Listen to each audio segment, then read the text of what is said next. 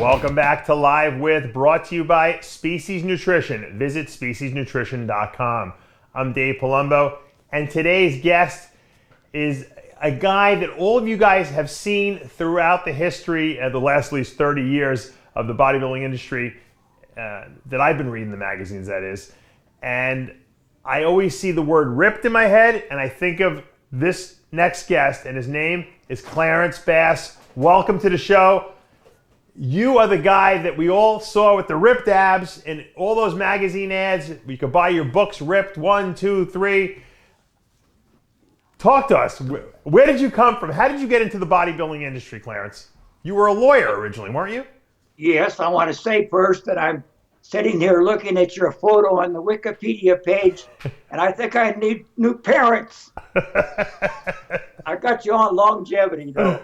You do. You got me beat on that, but I'm trying to emulate you. That's why I'm trying to learn your secrets. I always say that you're never done learning. We're always learning every single day we're alive. And the minute you think you've learned it all, that's the end of you. So I want to know your secrets, because you're 82. You're still as shredded as you were 60 years ago. And you obviously know something that a lot of other Americans out there and other people throughout the world have no idea what's going on, because the obesity epidemic is climbing and climbing and climbing.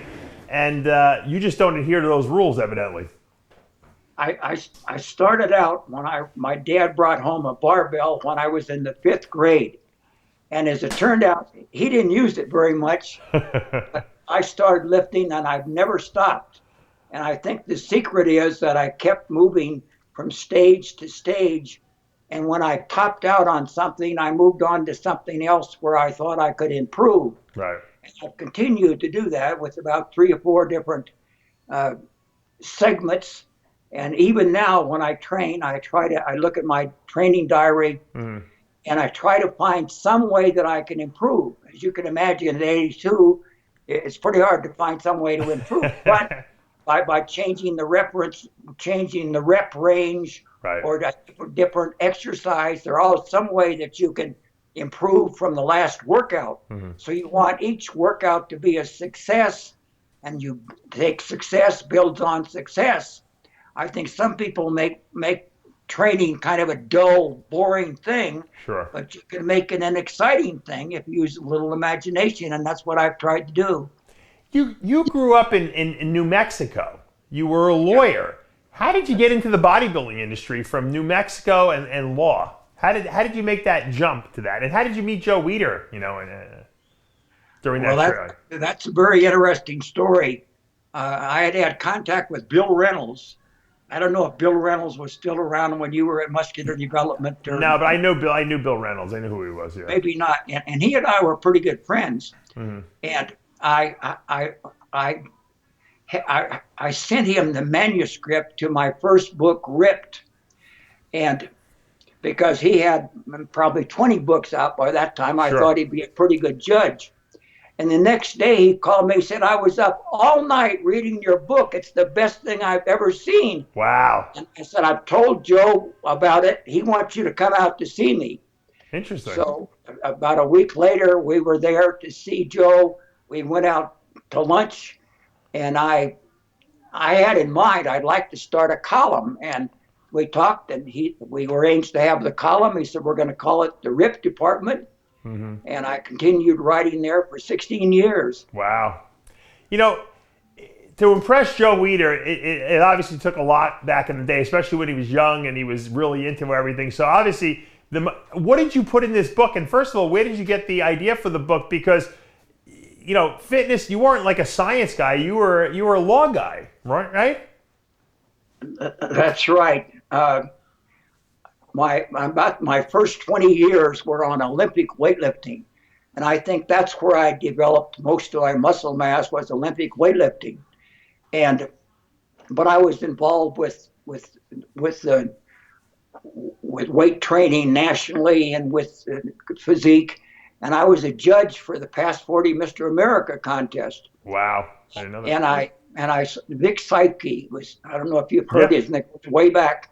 But I'd seen him in the Mr. America, and he won the over 40 Mr. America. And I thought he looked better than he did when he was in the Mr. America. And I thought, I think that if I work at it, I can do some good there. And about that time, I got a call from Loveless Medical Center. It's a big medical center in Albuquerque, and they were doing research on the astronauts, the original astronauts, and they were looking for the type of exercise that would allow them to tolerate weightlessness in space. And somebody had told them about me. I was the weightlifter, so they called me up there, and I think they were surprised to find that they do a stress test, maximum stress test on a bicycle. Sure. And I did about the same time as Billy Mills, who had won the Olympics 10,000 meters. I love Billy Mills. I have a poster on my wall of Billy Mills. Isn't that funny? I think that shocked them because weight trainers are not supposed to have good fitness from that standpoint. Right. And we were around there, and I'd been thinking about entering this Passporting Mr. America, and I saw they had a weight tank. And I asked them, I said, I'd like to be weighed, see what my body fat is. And and they scheduled it. I think they were impressed because I stayed on the bicycle for so long. And I went back up there, and my body fat was 2.4%. Wow. So obviously I'd been doing something right, even though I wasn't aiming for physique. And I didn't know what that meant. So, and we got to explaining to me that most guys my age were 25%, that marathoners were 6%. Right. So 2.6 was something special. So that kind of gave me an extra push to move on towards the competing in the over 40 competitions. What was the? Well, let me ask you this question. Why do you think we have such a fat nation? Why are people so overweight? What have you learned over the last 82 years that you can maybe pass on wisdom-wise? Well, people obviously eat too much of the wrong kind of food, but I think people come to me and they say, how long will it take to slim down? And I say, that's the wrong question, because people that rush the weight loss process, they always end up gaining it back. They say about 90%. Yeah. But if you do it logically, you don't have, I think that the key to success is that you don't need to make yourself hungry or create deprivation. You need to keep yourself satisfied. You do that by eating whole foods, which fill you up, but without giving you too many calories, overshooting your calorie needs, and being active. And that's what I had done there. That's how I brought my body fat down to 2.4% just by eating reasonably and being active.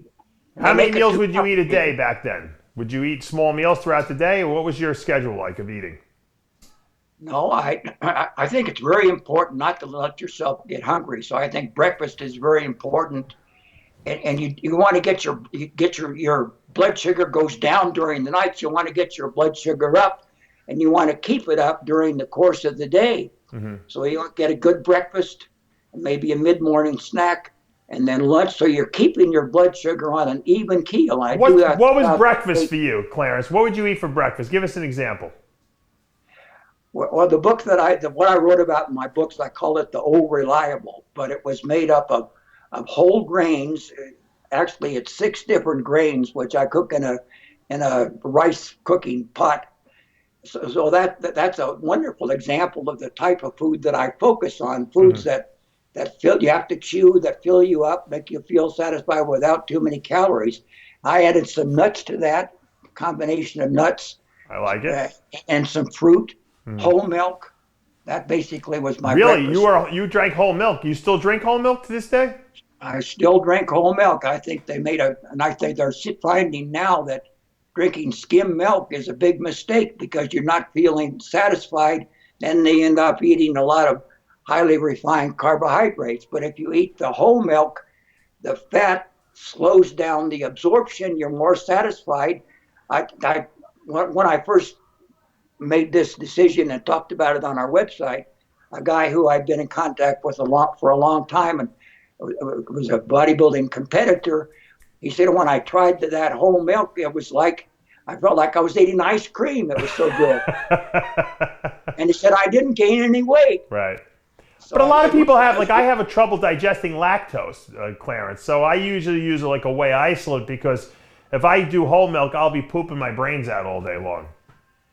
Well, you obviously have to take those things into account, right. but there are other whole foods. You're not trying to eat low-fat foods. You're trying to eat foods that have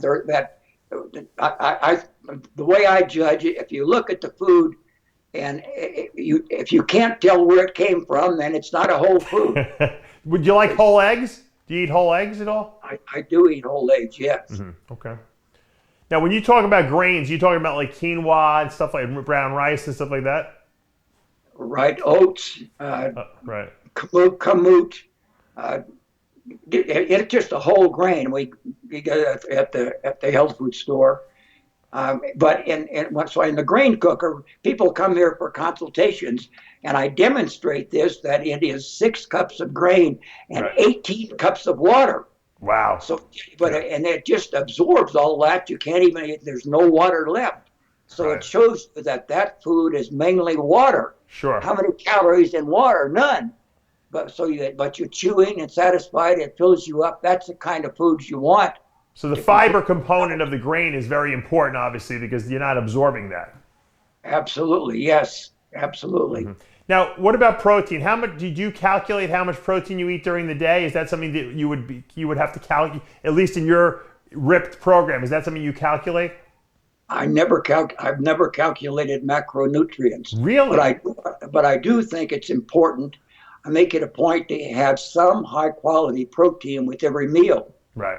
So of course, my milk is high quality protein. The eggs are high quality protein. Right. And if you do that, you can only absorb so much protein at a time. So overshooting your protein needs, you're just getting excess calories that are probably going to be deposited as fat. Right. So you want that type of food. And I do make it a point, the highest quality protein, of course, is milk and eggs. Right. And I have always included those in my diet. Do you eat meat, red meat, fish, chicken? I eat fish. I have a little bit of sardines in that breakfast mixture. Oof, that's got to be smelly. Well, actually, it's not.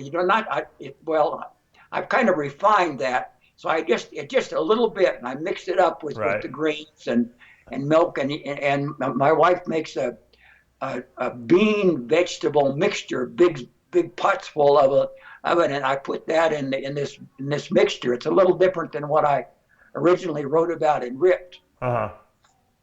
Now, what do you think about this whole vegan movement, where these people are trying to say that you shouldn't eat animal sources of protein? It's not good for you.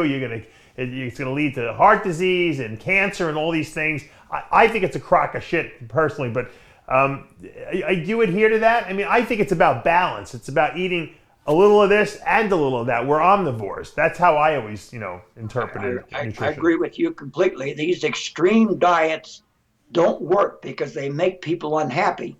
Right. Now, that doesn't mean you want to eating a whole bunch of the red meat that Carol and I eat mostly. It is a ground turkey, and she will make it. So we kind of get a turkey loaf, is what, gotcha. And we're always eating some chicken. So I've always had side, not a lot of red meat, but if we went out to eat or someplace, I wouldn't mind having a steak. So sure. I think if you're happy being a vegan, more power to you. But I think most people probably are not happy. I think being able to have a little bit of this and that and so on was not going to extremes either way.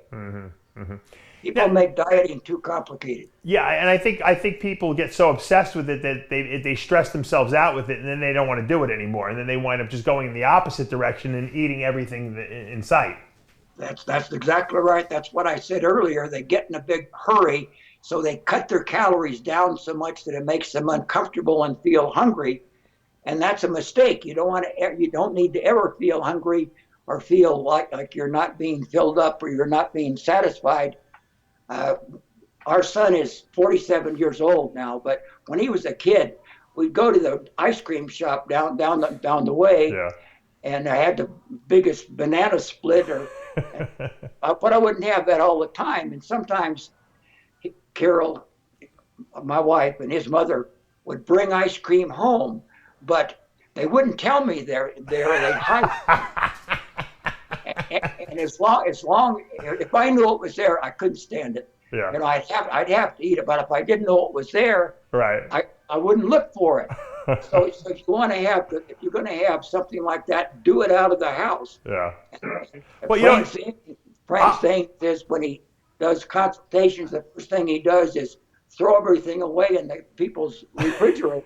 But that's a good idea psychologically. You don't want to have it there staring you in the face. Right, right. I always tell people, I think it's important to have a cheat meal once a week. Allow yourself to have a meal where you feel good about yourself and it's something to look forward to. I think it stimulates metabolic rate too. Are you of the same belief? No. So you never cheat? No, I don't believe in a cheat day. No, cheat meal, I said. Meal, not day. It's okay to do it occasionally, but right. What they do, they end up trying to catch up on all of the calories that they reduced right. during the week, so they end up getting nowhere. And if you're eating the right kinds of food that makes you feel full and satisfied, you don't need a cheat day. Right. Now, what you're saying about the metabolics of it and so on, I'm not so sure about that.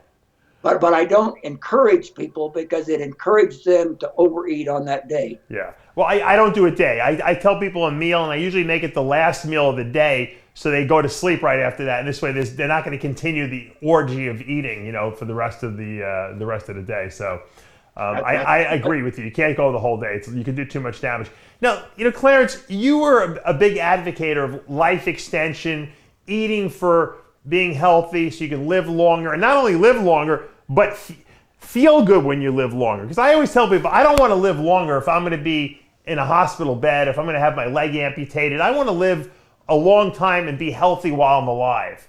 And you've been an advocate of that well before the life extension movement even started in this country. That's right. You're looking at the health span instead of the lifespan. Right. And Dr. Cooper, Kenneth Cooper, wrote the book Aerobics and has just celebrated 50 years at the Aerobics Center, the Cooper Aerobics Center. But he said what the life trajectory you want is here and then down. But so many people, as you say, they have a long period of decline, which is for the birds. Yeah. You want to go out and shoot yourself, but if you can, if you really live healthy and eat right, you have a very good chance of just going and then when you're ready to go down, you go down pretty fast. Right. That's the ideal. That's what I'd like to do. Yeah, me too. That's why I'm interviewing you now. I'm trying to get some secrets because I'm in my 50s. I'm going to be 52 next month.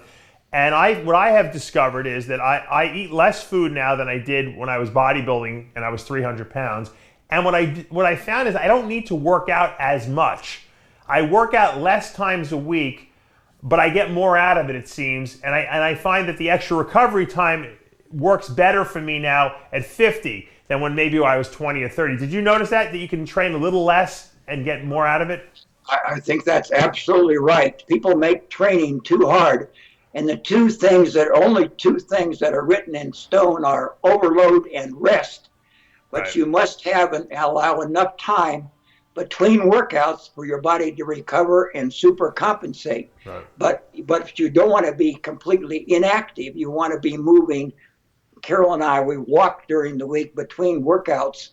But what we think of that as speeding recovery, sure. Instead of being something that you're not challenging yourself, but you're getting your blood circulating to your brain, your whole body, and you do recover better. So they've had studies that show that people that say they work out 2 or 3 times a week and they don't do anything else, that's bad.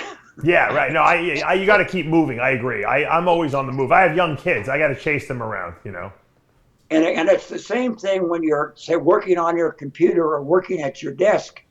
People want to sit there and I'm just going to grind it out. I got to stay here until I'm finished. But if they get up and move around, the best ideas come to you in the shower or moving around. Right. And so on those walks, I find them very creative. I was thinking about talking to you when I was walking this morning, and I came up with this. I need new parents that just come to you, and just moving around makes everything work better.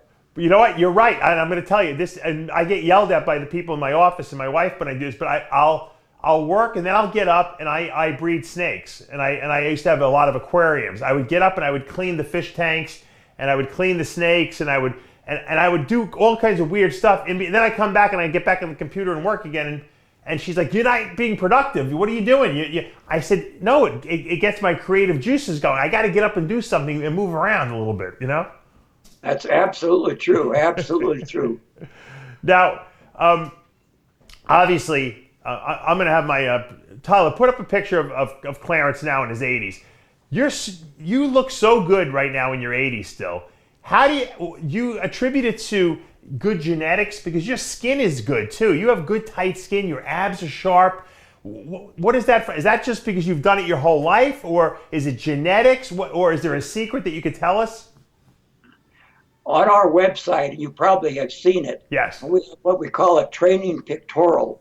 It starts with the pictures of me at 15 and all along the stage. And the latest pictures that we've just posted recently are pictures at 82. I'm jealous. Your skin is better than mine is. But I think the key is, and you said it, is being continuous with your training, but doing it in the way that you enjoy, and moving your muscles are very important, particularly when you pass 40, because you're losing your fast twitch fibers. Right. And your muscles communicate with all parts of your body, every organ in your body that's being stimulated by your muscles. So maintaining that muscle mass makes everything work better. And it's just a matter of being active in a way that you enjoy. Right. And eating reasonably and never stopping. And I think that's my secret. I've just kept going and finding ways. I wouldn't dream of missing a workout, frankly. I missed some. I had to go to a doctor's appointment yesterday, but Tuesday is my usual workout. But ordinarily, I would not miss a workout. I enjoy working out. Right. You need to make the workout something that you look forward to. Certainly not something that you dread. Clarence, what do you think about hormone replacement, testosterone replacement for men as they age? Are you a believer in that or not? I've written a number of things about that on our website, and in my first book, Ripped, I talked about my experience with steroids. Mm-hmm. And the main thing I learned there was when I stopped taking the steroids, that fat started coming back. And it's because it decreases your own production of testosterone. Right. And when I've been going to the Cooper Clinic now for 32 years, and they check my testosterone. Mm-hmm. The last few times I've been there, my testosterone's been the highest. 788. Wow. That's about 3 times. That's high normal. That's crazy. Yes. So I figure that I'm better off not taking the hormones. I agree with you. If the guys go and take the testosterone, you make the doctors very rich, but you also mean that you have to keep taking it. Right. Because your natural production is depressed.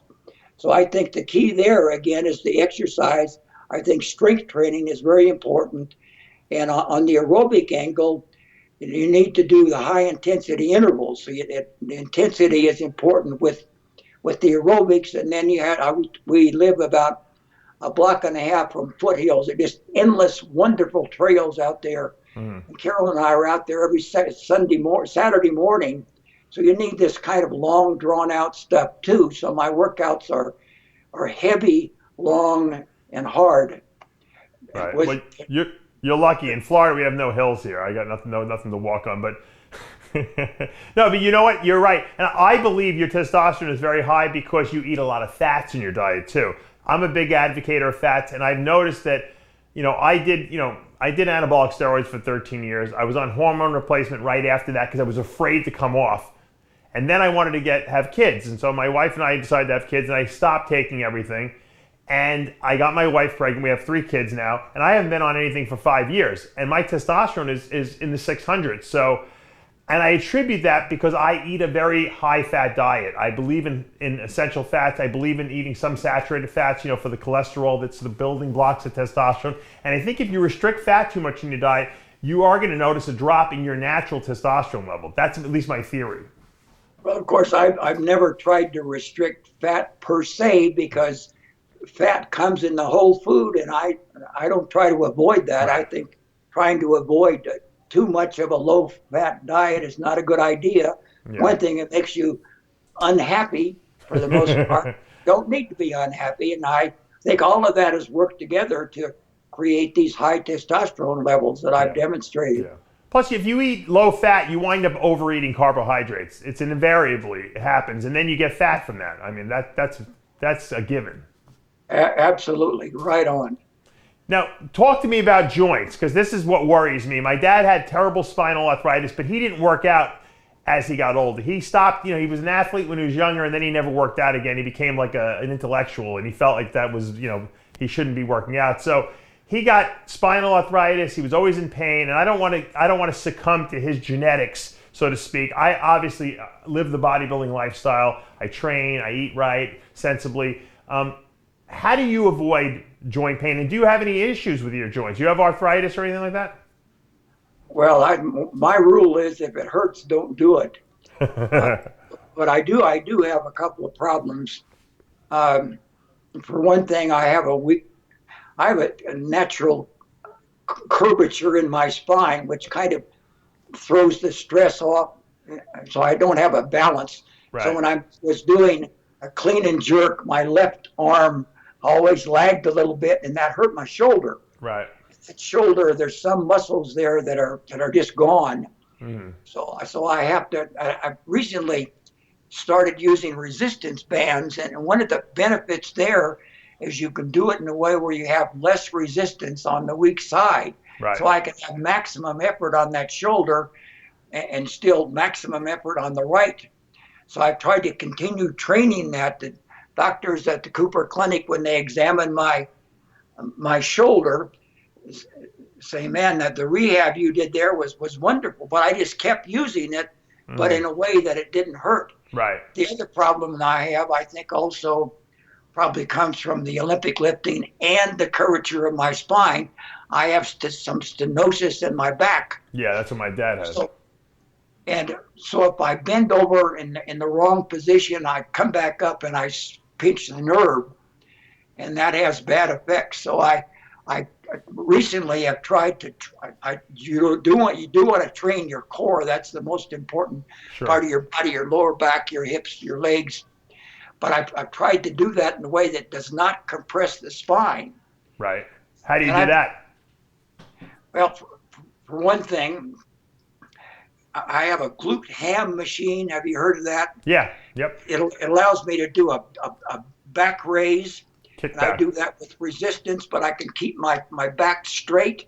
Right. And then I do a glute ham raise, which you move the seat up a little more, and then you're pulling yourself up flat, and then further on up with your hamstrings. Mm-hmm. So that's getting your rear end, your hamstrings, and your lower back. Sure. So I focus on that, and I did squats for years. I squatted 485, which is pretty good for my weight. But I don't do that. But I do now a leg press, and I do it with the back pretty far down, so the stress is more on the legs than on my back. Even though it's getting, if you do it hard, you can make your butt sore. And I like being sore, but I do that in a way that doesn't. So I do a slow, controlled leg press, right, somewhere between 10 and 25 reps. And so I've managed to train and keep training all of those muscles, but without aggravating these two main problems that I have. Yeah. Other than that, I've had both hips replaced, however. Oh, you did? Okay. And I think that also is tied into this imbalance. Sure. I had something called the frontal approach. So they go in from the side, so they don't cut any of the muscle. They just pull it apart. Sure. So I wouldn't know that I had hip replacement. Both hips, they work fine. They don't hurt. They're great. Right. And that also allowed me to, within about a week, I was still moving. Within 2 weeks, I was back to training again. Wow. I tried to do all of these things to keep challenging my muscles, but without aggravating problems. You don't want to try to just bull away through it because you're going to get in big trouble. Yeah, no, I learned that too. Yeah, I'm trying to maintain and just feel good. Now, at 82, I have to imagine, it seems like every decade at least, you were setting new goals for yourself. What's your goals in your 80s now, leading into your 90s? Because I have a feeling you're going to be around till 120. But what are your goals now as you go through your 80s that you want to achieve in terms of like physique goals? Because I know if you don't set goals, you don't even want to go to the gym. So you have to always have something in your mind, even if you don't tell people. I want to know what that goal is that you haven't told people. What do you want to achieve at 80? Yeah, would you ever think of getting on a bodybuilding stage again? Because they have these Masters events now, over 80 division at the Masters Nationals. Would you ever consider doing that?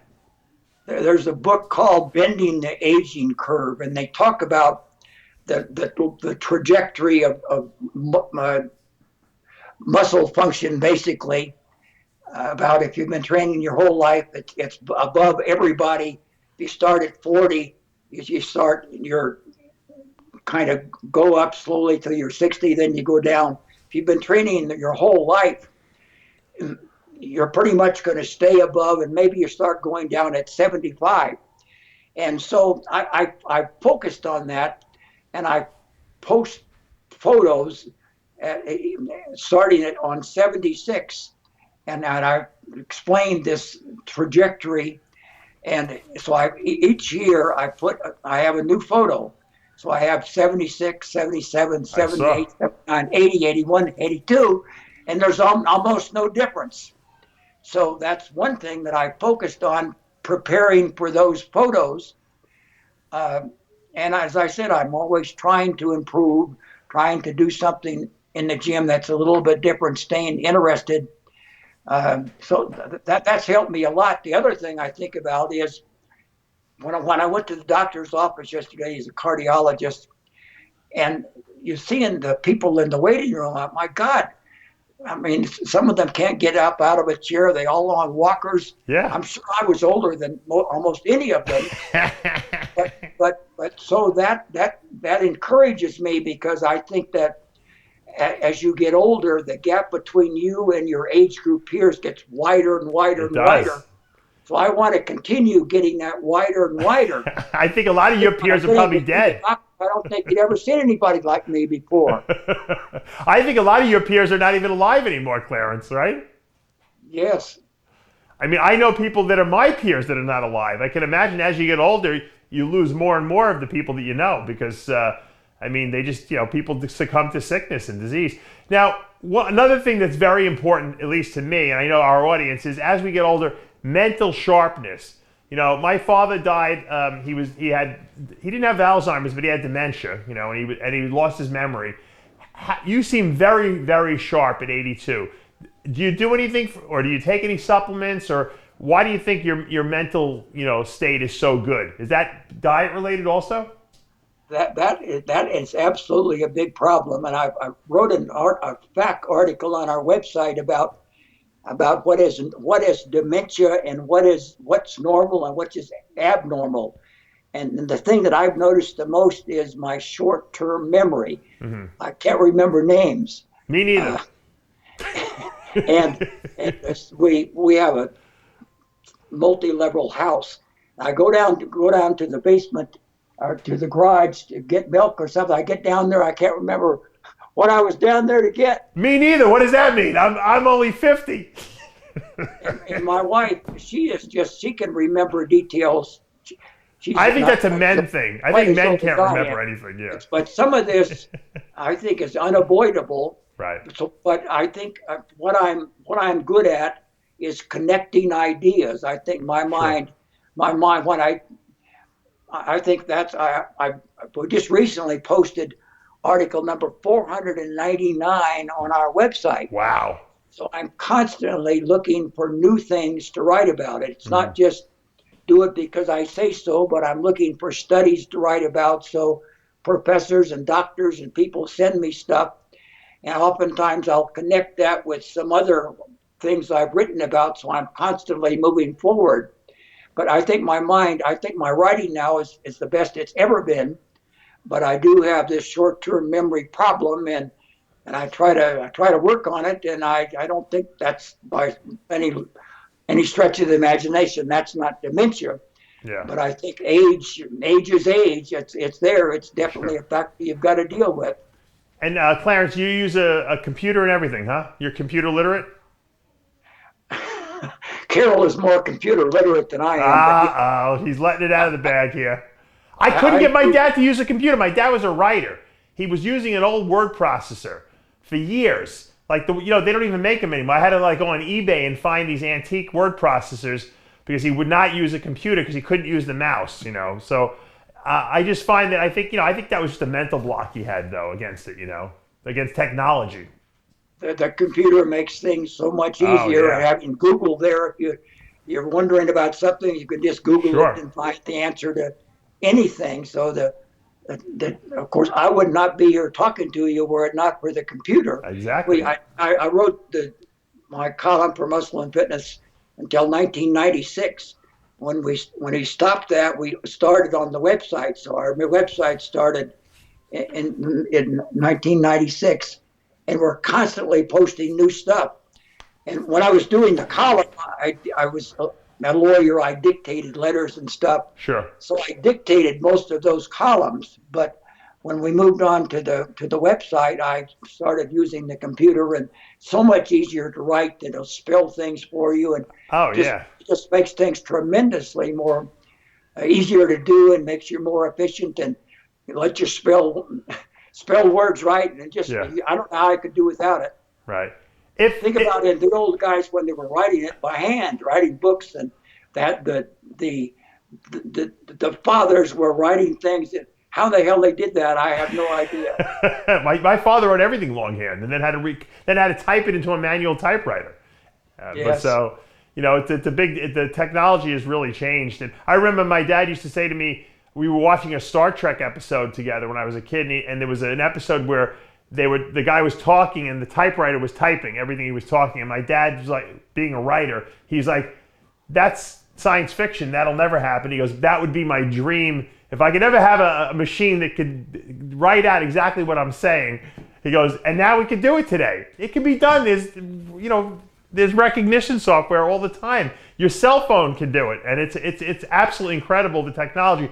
But if you had to advise a new generation of kids are watching this, if 18, 20-year-old kids are watching this, what have you learned over the last 80 years about training? Things for people to avoid, the right direction for people to go in. If you're just starting out in the bodybuilding fitness industry, you want to achieve the physique of your dreams, what would be the advice that you would give people, and maybe some of the advice things to avoid, mistakes maybe that you made, coming up? I've written 10 books, and the last book is Take Charge. And the focus of that book is that there's many different ways to train, and research in the laboratories, they're finding many different ways. And I think if you want to be successful, you should, it was clear to me pretty quickly that I was more towards strength than endurance. Right. I went out for the wrestling team, and I didn't like the running for the wrestling. So what you'll do best, that's what you're more likely to do. So you want to look for something that you're good at and that you enjoy. And I think that's the secret. I think focus on your strengths and not so much worried about your weaknesses. And there's many different ways that, for instance, women might be turned off for lifting because they think they can't see themselves lifting a heavy weight. If they realize it's not the weight, but it's the effort, so they can use a relatively light weight to continue on until the last few reps are hard or maximum effort. You have to challenge yourself. But that's the key, I think, to find something you're good at and stay with it. And like I explained that when we started talking, when I got to kind of topping out on Olympic lifting, I went to bodybuilding. Right. When I went to bodybuilding, I went to competitive rowing, always finding some way to improve. Yeah. And if you're if you're interested, obviously I was interested in putting as much muscle on as I could by reading Strength and Health magazine. That was the York magazine. They had the best weightlifters in the world. So I was always interested in that. But other people might not be, but Right. you can do other things. And I would advise people to focus on, what they're good at and what they like, and keep doing it. You know what? The internet, though, is a wonderful tool. We all know there's so much information there. But the problem is, unlike the magazines, there's no one who edits the internet. So there's a lot of crap out there as well as there is good stuff. And so a lot of times for new people, they get intimidated because they don't know where to go for the truth, so to speak. That's why I started RXMuscle, to be honest with you, because I wanted to be a place that people can go and say, hey, you know what? Everything they tell me on there is the truth. This is science-based information. I can trust it. But there's a lot of websites out there that you don't know, and people follow stuff that's not good for them. If you have to give people advice in terms of like what to, how to filter the good stuff from the bad stuff, what would you say is a good methodology to do that by? Well, you're absolutely right about that, and I think you have to use your common sense. On our website, we have a philosophy page about diet and training, and I encourage people. I would like them to read what I say, but I don't insist that they do what I do. Take what makes sense to them and follow that. And you need to do that when you're reading about everything. If something sounds too good to be true, it probably is too good to be true. And just use your common sense. Think about it. And then that will help you a lot. And you're right, there's stuff that's not good. Our website is devoted to self-help, about ways what you can do to help yourself. Sure. And we have a lot of people, we have professors and doctors and lawyers.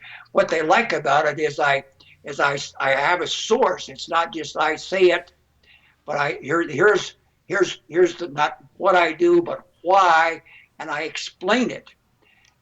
So you're going to look for something not that's not just kind of pie in the sky, but that makes sense. Right. And makes sense. That'll help you a lot, because you can't. And with the Google is a wonderful source. You can kind of check it out and see what Google has to say about it. Right. I don't think Google's always has the right idea either, but you get the idea that there are different ways to approach this. Right. And you pick the one that suits you best. Yeah.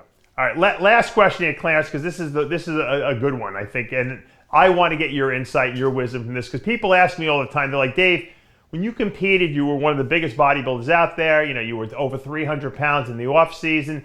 Do you miss that? How did you transition from that big guy to who you are today?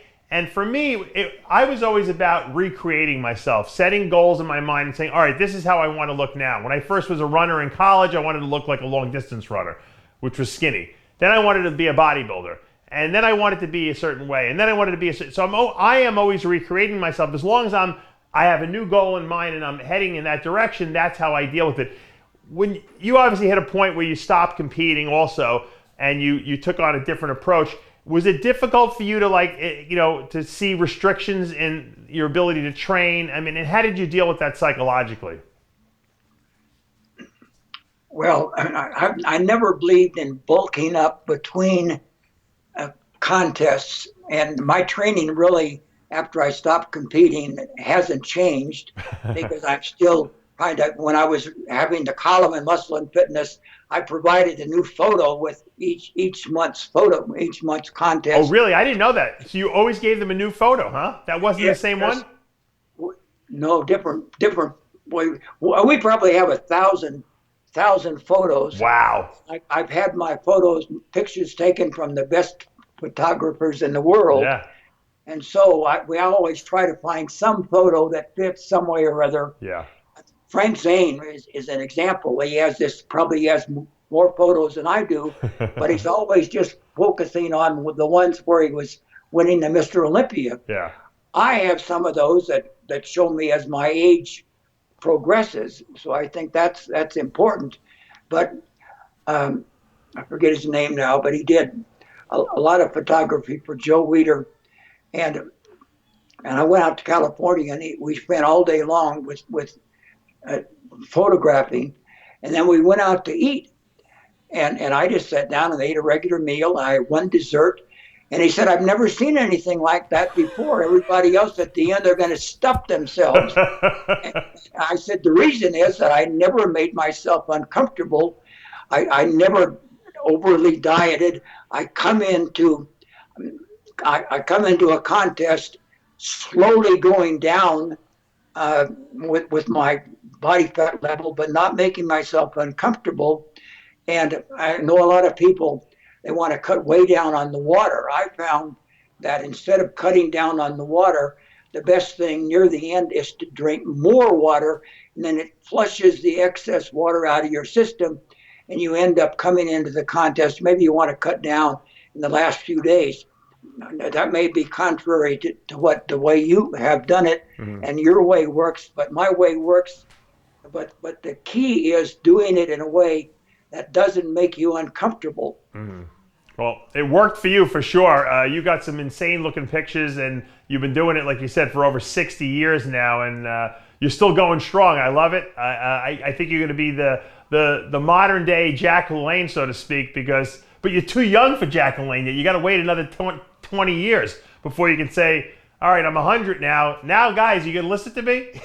Right? 82 is young in today's age. It's not old anymore. It used to be old. Now you're young still.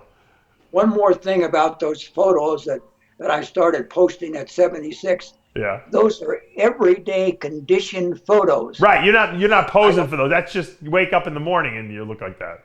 Right. I don't shave I don't put body color on. I think that's what people want to know. What do you look like around the clock, around the calendar? Right. They don't want you to just see what you look like on stage. As you well know, a lot of guys, they look tremendous on stage. Then you see them a month later, you wouldn't think it was the same guy. Right. So I try not to do that. Right. Who, in your estimation, who is the best Mr. Olympia of all time? Frank Zane. You like that physique. Why? Because he was so detailed? Well, I think he had the more balance. And the guys now, they're just out of this world builds. They just I don't want to insult you because you were great. Oh, I don't care. No, you're not insulting me. I want to just know what your reasoning is. That's all. I think other people, there's a limited number of people that want to look like that. Yeah. And, of course, there's damn few people who could look like that. That's absolutely true. So I forgot what the question was now. The best, who you liked as Mr. Olympia the best? Who you thought had the best physique? I think that if you want to line them all up, that more people would say they want to look like Frank Zane. I agree with you, but who do you think had the best development overall, would you say? Well, Dorian was mighty good. That these guys now seem like they all look the same. Yeah. And they're just gargantuan. You can't believe with the amount of muscle that they have. And I know that they have in all these classes and now, so the Mr. Olympia, they have a tremendous turnout and crowd, and so there is certainly a demand. People want to see that, but I wonder how many people really want to look like that. Well, that's why they started classic physique. That would have been your division. Now it's the old throwback to the Frank Zane look. They want now. That's absolutely right. Yeah. It just, of course, the people are having to pay to enter these contests, so it's making some millionaires by having more and more people. Of course. It's a big industry now. Think about it. What was Mr. Olympia making back in Arnold's day? $1,000 for winning the show? Yes. Can you imagine that? Now it's $400,000, which is still kind of low by standards of other sports, but it's obviously, there's a lot of money in bodybuilding compared to what it used to be. Well, that's absolutely right. You think about golf, where these guys win $15 million. I know. One tournament. Well, Clarence, your website looks great. We've been putting it up as we've been doing this interview, so people can go to the website, read your articles, get advice from you. Can they contact you through the website as well if they want to ask you questions? We answer emails every day. I answer them personally. Carol may answer some of them, but we have a lot of communication. We have people from all over the world, we have a visitor comment over to the left-hand side. You pull up the index page. People from all over the world that have them kind of the messages that we've gotten from them. I got to tell you, look, I will never forget those ads. Because remember, when I was coming up, I was reading the magazines. There was no internet. And I would read the whole magazine. And then because it was only once a month. And then when the magazine was read 3 or 4 times, you didn't know what to do. So you'd start reading all the ads in the magazine. So I probably read you had the little ripped ad to order your books in there 6,000 times over the course of 10 or 15 years or whatever. So you were like an icon built into my mind just because I used to see you in the magazines all the time and that little ad you had. And so most people of my generation remember you, and that's why this interview is going to be very popular, I think. And I didn't really know your backstory until we just really talked today, which is really interesting. And the fact that you're still doing it after all these years, which just shows how much you really love the sport and the whole subculture that you kind of immersed yourself in. That column in Muscle and Fitness was a lot of things. I like going to the Loveless to have my body fat measured. Kind of things came along, and Bill Reynolds introducing me to Joe Weider.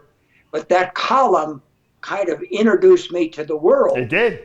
And that's why when our first book came out, we couldn't believe how fast that thing sold. How many copies did you sell of that book of Ripped? How many copies total? Sold about 75,000 copies. Wow, that's impressive. And was that a self-published book? All of our books are self-published. Wow, you know what, Clarence? That's very impressive. I don't think there's many people in our industry who've sold 75,000 copies of anything. And we did it one book at a time. Right. And so now we have people. I don't know how many times I've gotten a letter or an email or something like that when they saw me in magazines and they were 20 and I was 40. They thought, what's this skinny guy got to offer me? And then 20 years later, they look again and they see that I'm still looking pretty good. And then they decide that, man, maybe he knows what he's talking about, exactly. I've heard this over and over and over. Yeah. And as I continue on, I separate myself more and more. Absolutely. And of course, that's very motivating. I plan to continue doing it as long as I can stay above the ground. Yeah, well, the baby boomers now, they want to live forever, so they're all going to follow everything that you tell them to do. That's for sure, But all right, well, I want to thank you for joining us today and taking time out of your schedule. And you'll have to keep us updated. Any new books you come out with, let us know. We'll help you promote it because I appreciate you coming on and sharing your story with us. I love talking to you. You had wonderful questions, and I think I've been interviewed probably 100 times, and I love being interviewed, frankly. Yeah. And I don't want to know the questions because I'll drive myself nuts thinking about it. I say the same thing. I don't ever want to know the questions that people ask me. Never. Thank you very much. I really enjoyed it. All right, Clarence. Thank you so much. Best of luck with your website and all your future goals. And guys, that's going to take us to the end of another episode of Live With. Brought to you by Species Nutrition. I'm Dave Palumbo for Clarence Bass. We'll see you next time.